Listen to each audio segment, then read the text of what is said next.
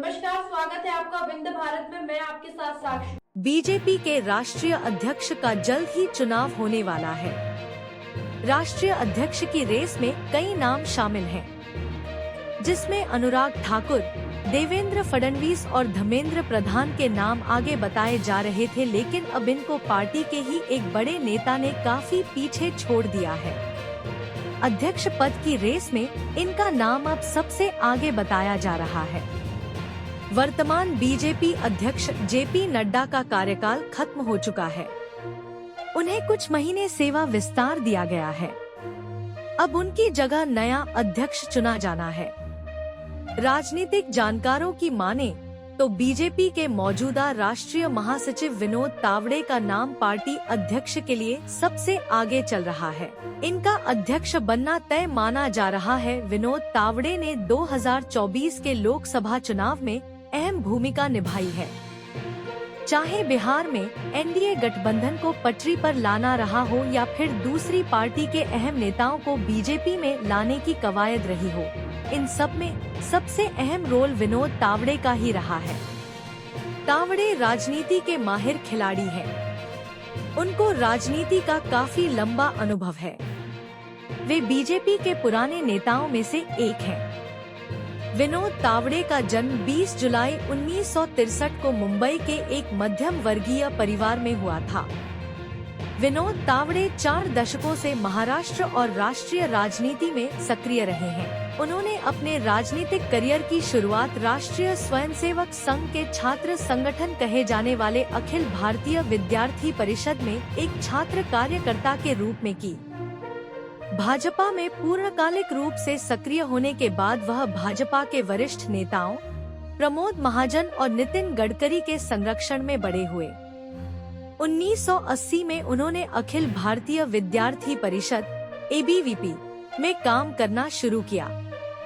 इसके बाद 1988 में वह ABVP के महासचिव बने। इस दौरान उन्होंने कई छात्र विरोध प्रदर्शनों में हिस्सा लिया।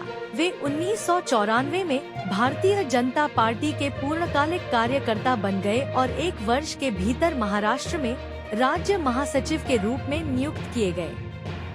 4 साल बाद ही यानी 1999 में वह मुंबई बीजेपी के अध्यक्ष बने। वह सबसे कम उम्र में मुंबई बीजेपी के अध्यक्ष पद पर आसीन होने वाले पहले नेता बने थे। 2008 में पार्टी ने उन्हें महाराष्ट्र के उच्च सदन यानी विधान परिषद में भेजा। उन्होंने विधान परिषद के सदस्य के रूप में अपनी गहरी छाप छोड़ी। 2011 में वह विधान परिषद में विपक्ष के नेता बने। 2014 में उन्हें बीजेपी ने बोरीवली विधानसभा क्षेत्र से टिकट दिया और देखते ही देखते विधानसभा में पहुंच गए। उन्हें स्कूली शिक्षा, उच्च एवं तकनीकी शिक्षा और चिकित्सा शिक्षा विभाग का मंत्री बनाया गया। लेकिन एक बार विधायक रहने के बाद भी उन्हें 2019 में टिकट नहीं दिया गया। एक समय ऐसा भी आया जब विनोद तावड़े का करियर दांव पर था। उन्हें 2019 के महाराष्ट्र विधानसभा चुनाव में टिकट नहीं दिया गया, लेकिन अगले ही साल पार्टी ने उन्हें संगठनात्मक जिम्मेदारी सौंप दी। उन्हें राष्ट्रीय सचिव का पद दिया गया। 1 साल के भीतर ही 2021 में उन्हें पार्टी के महासचिव के रूप में पदोन्नत किया गया। उन्हें हरियाणा के प्रभारी के तौर पर भी जिम्मेदारी दी गई। इसके बाद बिहार में जेडीयू ने बीजेपी का साथ छोड़ दिया और बिहार जैसे महत्वपूर्ण राज्य की जिम्मेदारी तावड़े को सौंपी गई और वे नीतीश कुमार को फिर से साथ लाने में कामयाब हुए। इस दौरान विनोद तावड़े ने कुछ समय तक प्रधानमंत्री नरेंद्र मोदी के कार्यक्रम मन की बात का संयोजन भी किया। 2014 में बीजेपी के सत्ता में आने के बाद देवेंद्र फडणवीस महाराष्ट्र में पार्टी का चेहरा बन गए थे। चूंकि विनोद तावड़े पार्टी के वरिष्ठ नेता थे, इसलिए दोनों के बीच टकराव की चर्चा भी होती रही। विनोद तावड़े की राजनीतिक छवि बीजेपी के मराठा और चालाक नेता की रही है, लेकिन वे बीजेपी के पुराने दौर के नेताओं की परंपरा से आए हैं। विनोद तावड़े की राजनीतिक महत्वाकांक्षाएं कभी किसी से छुपी नहीं रही। 2014 में विधानसभा चुनाव की प्रचार सभा में उन्होंने सार्वजनिक रूप से गृह मंत्री पद की इच्छा व्यक्त की थी। लेकिन उन्हें स्कूल शिक्षा मंत्री का पद दिया गया। यह भी चर्चा थी कि वह कुछ समय तक इस मंत्रालय से नाराज थे।